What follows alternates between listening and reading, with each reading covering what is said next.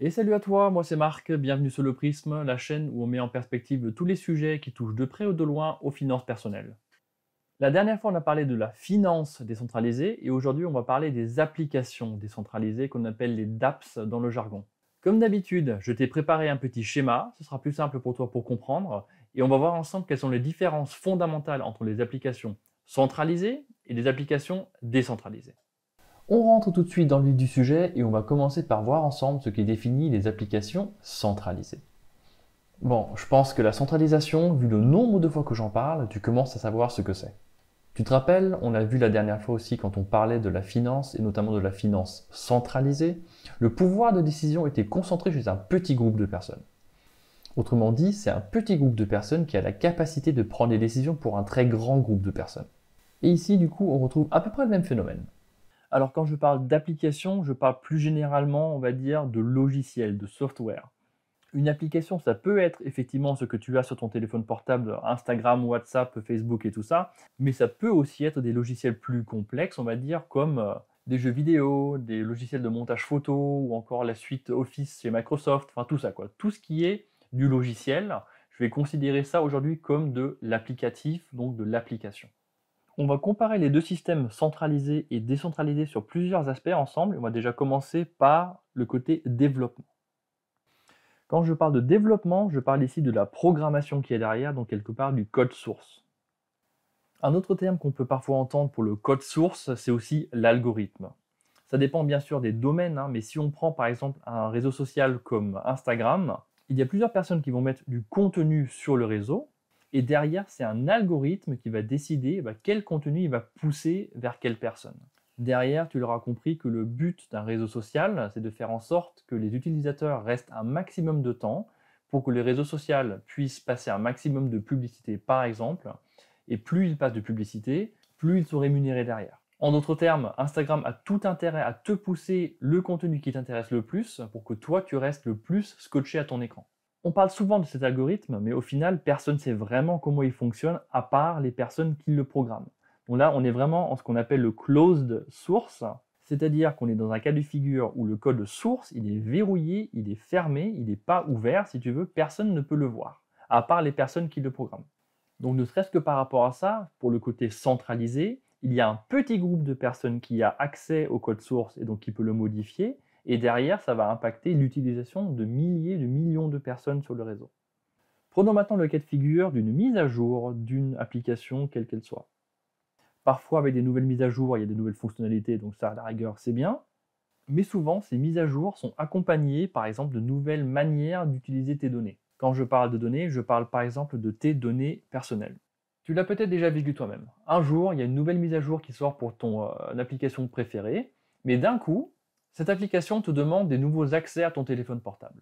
Par exemple, maintenant, ton application te demande d'avoir accès au GPS, d'avoir accès au microphone, d'avoir accès à tes messages, à tes photos, à des vidéos et tout ça. Donc maintenant, c'est super, tu as une nouvelle mise à jour sur ton application préférée, mais maintenant, si tu veux continuer à t'en servir comme auparavant, tu n'as pas d'autre choix que d'accepter les modifications qui ont été apportées par la mise à jour sur l'utilisation de tes données personnelles, que ça te plaise ou pas. Petite parenthèse pour les puristes entre vous, je sais tout à fait qu'il y a aussi une tendance de programmation open source, avec donc un code source ouvert, mais c'est vraiment pas la majorité des cas. Encore une fois, quand on parle de Facebook, d'Instagram, de WhatsApp et tout ça, de YouTube, tout ça, ce sont des applications qui sont centralisées parce que personne d'entre nous, à savoir le grand public, n'a accès au code source qu'il y a derrière. Ensuite, on va continuer avec la manière dont ces applications centralisées sont hébergées, à savoir sur des serveurs dans des data centers.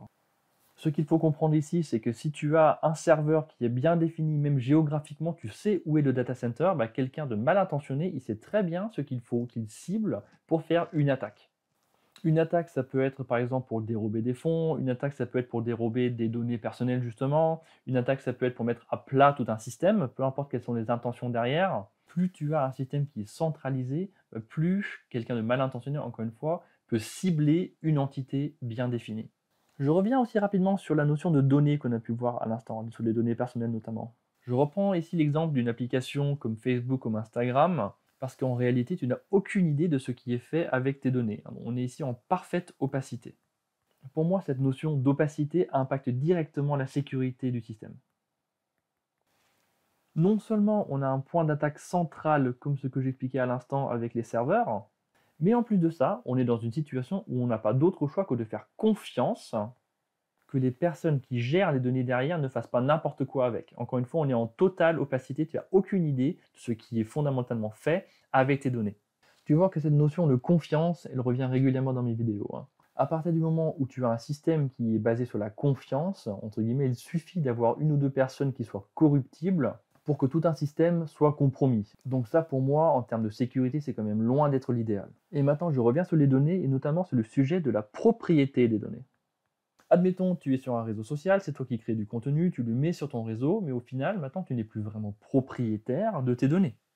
Garde aussi en tête qu'à partir du moment où tu as un système qui est centralisé, donc tu ne comprends pas exactement comment fonctionne l'algorithme derrière, eh bien tu peux tout à fait avoir un système qui soit censuré. Je mets un point d'interrogation parce qu'au final, en fait, on ne le sait pas. Mais tu n'as aucun moyen de savoir si oui ou non le réseau il est censuré. Tout ce que tu sais, c'est que tu es dans un système qui, fondamentalement, le permettrait s'il le voulait. Si le sujet de la censure sur les réseaux sociaux est quelque chose qui t'intéresse, je t'invite à aller te renseigner au sujet du mot-clé des Twitter Files sur Internet. Quand Elon Musk a racheté Twitter, il a décidé de rendre public quelques dossiers qui s'étaient passés auparavant chez Twitter, donc avant leur rachat. Donc je ne suis pas en train de dire que tout ce qui a été rendu public dans les Twitter Files correspond forcément à la réalité, mais en tout cas, comme on dit, il n'y a jamais de fumée sans feu. Donc maintenant qu'on a vu ensemble quelques aspects des applications centralisées, on va aller voir ensemble les applications décentralisées. Tout à l'heure, je te parlais de la notion de closed source, donc un code source qui était complètement opaque et pas visible pour toi et pour moi. Alors, ce n'est pas toujours le cas, mais souvent, dans le domaine de la blockchain, le code source, il est ce qu'on appelle open source. Donc, ce que ça veut dire, c'est que tout le monde peut aller consulter le code source pour bien voir ce qui se cache à l'intérieur. Et comme ça, toi-même, avec quelques notions en programmation et en informatique, bien évidemment, mais tu peux aller vérifier le contenu du code source pour bien vérifier que le code source fasse bien ce qu'il est censé faire et rien d'autre. Alors ne me fais pas dire ce que j'ai pas dit. Je ne suis pas en train de dire que toutes les applications décentralisées sont open source. Je dis juste que c'est une tendance parce que dans le milieu de la crypto et de la blockchain, il y a justement cette volonté de rendre les choses plus transparentes. Justement maintenant, depuis le temps, tu l'as compris, l'un des objectifs dans la décentralisation, c'est justement de s'affranchir de la notion de confiance. Et automatiquement, quand tu as un projet qui se lance, une application qui se lance, qui est fondamentalement fermée et qui est totalement opaque, et dans un milieu comme la crypto, par définition, elle aura moins de traction qu'une application qui, au contraire, elle est open source et totalement transparente. Donc par définition, quelque part, certains projets sont de cette manière incentivés à créer des logiciels qui soient décentralisés, qui soient open source, justement pour avoir la plus grande traction possible, pour que le projet puisse grossir de la manière la plus rapide possible. Un autre aspect au niveau du développement, c'est la notion de gouvernance. Tout à l'heure, on a fait l'exemple d'une application qui avait une mise à jour, qui apportait des nouvelles fonctionnalités, mais où toi, tu n'avais pas d'autre choix que d'accepter certaines modifications, que tu le veuilles ou pas, si tu avais envie de continuer à utiliser l'application. Mais dans un système décentralisé et en plus de ça open source, tu as vraiment la possibilité de co-décider la direction que va prendre le projet. Donc quelque part, tu as la possibilité de participer activement au développement et à la direction que prendra un projet. Tout à l'heure, on parlait des serveurs et des data centers, et ici, l'équivalent dans le monde de la blockchain, ce sont les nœuds. Les nœuds, justement, dans la blockchain, c'est l'équivalent des serveurs, donc c'est l'équivalent des endroits où les datas et les logiciels sont quelque part stockés. Pour les petits projets, pour les petites applications, généralement, tu as un serveur sur lequel il y a l'ensemble des données qui est stocké, par exemple chez OVH, chez Amazon, chez AWS et tout ça. Pour les grosses sociétés comme Facebook, Instagram, encore une fois, tu as plusieurs data centers avec certaines redondances, oui, mais tu n'en as pas non plus des centaines ou des milliers. Alors qu'ici, quand on parle de nœuds dans la blockchain, quand tu as par exemple sur un réseau 50 000 ou 100 000 personnes qui participent avec leur matériel au réseau de la blockchain, tu as autant de copies de data et d'applications que tu as d'équipements. Je m'explique. Si toi, en tant que développeur, tu fais un petit projet, tu fais une application et tu la fais héberger chez un data center comme OVH par exemple, et là tu as le data center de OVH qui flambe. D'ailleurs, petite parenthèse, on avait vu ça, il y a quelques années en arrière, il y a un data center OVH qui a justement flambé, et ce qui a énormément impacté certaines applications qui n'étaient du coup plus accessibles, parce que les data centers, les serveurs physiquement, avaient flambé.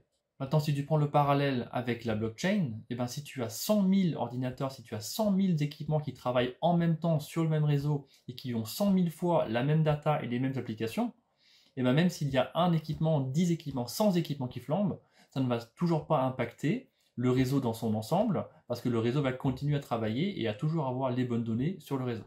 Et petite parenthèse encore une fois, même si maintenant tu as une personne mal intentionnée qui aimerait faire une attaque physique sur un équipement, et bien là où sur un data center il pouvait bien cibler le data center en soi, ben maintenant quand il s'agit d'attaquer 100 000 équipements en même temps, ça devient quand même beaucoup plus compliqué. Donc maintenant même en termes de sécurité, tu vois qu'il y a quand même une différence fondamentale entre la centralisation et la décentralisation.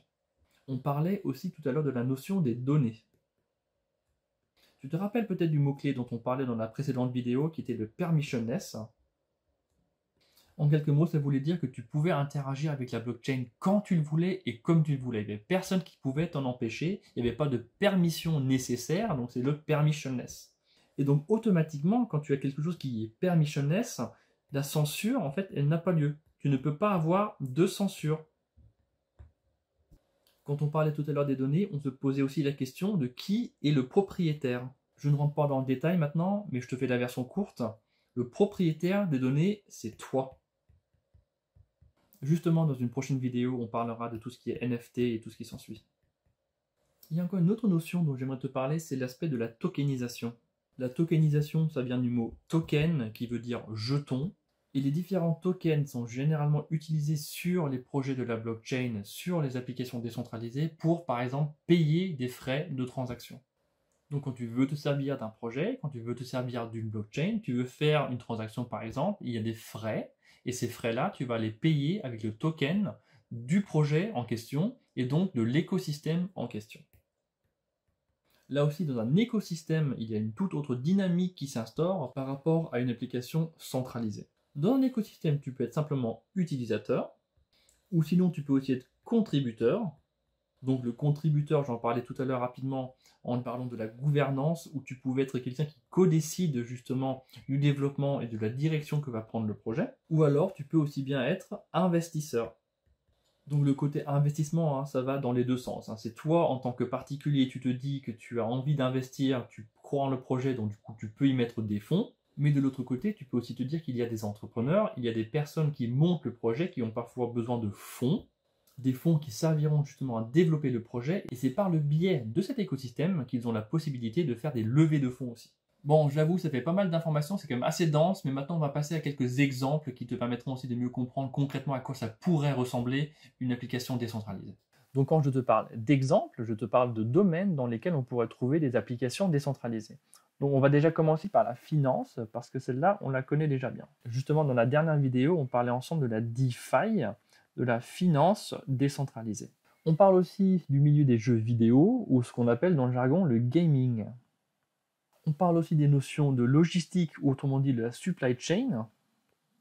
Tu l'auras compris, sur la blockchain, il y a absolument tout qui est traçable. Donc ça a une valeur énorme pour les sociétés, par exemple dans la pharmaceutique, mais aussi dans le luxe, quand tu as la possibilité de tracer à la perfection là où sont tes produits, que ce soit dans la livraison en soi, ou encore dans la chaîne de production dès le départ. Tu comprendras assez facilement que ça a une valeur énorme pour, par exemple, s'assurer que ce que tu reçois en tant que revendeur, ce ne soit pas de la contrefaçon, mais que ce soit bien le produit original.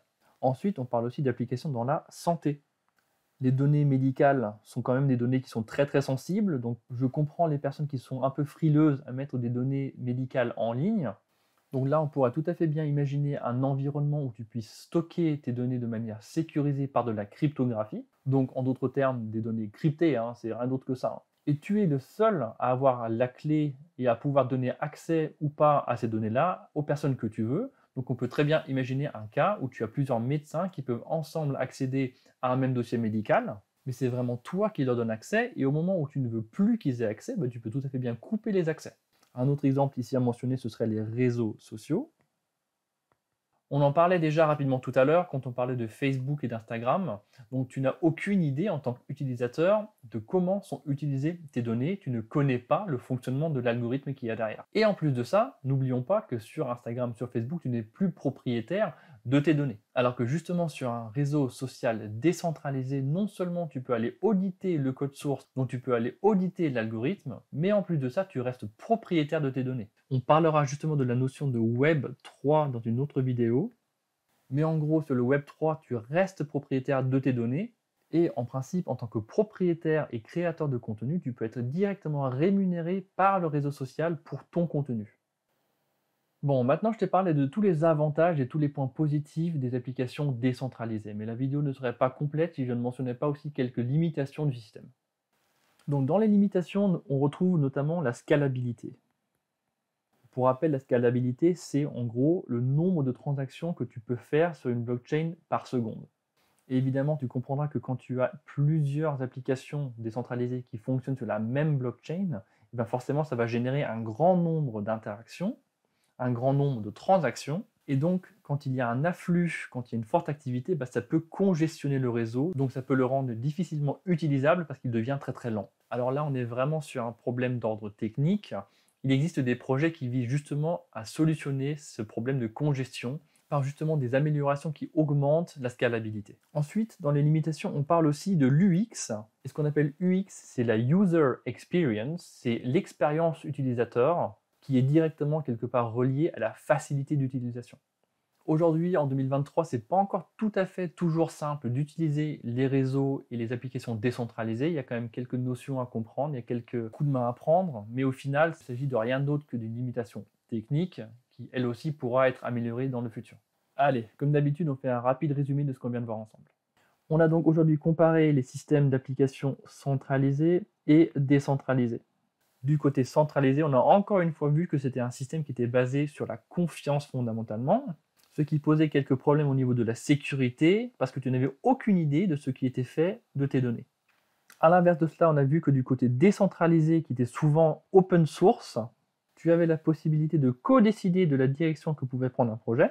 Au niveau des données, tu savais exactement ce qui était fait avec, parce que tu as la possibilité d'auditer le code source, et donc de savoir ce qui est fait avec tes données.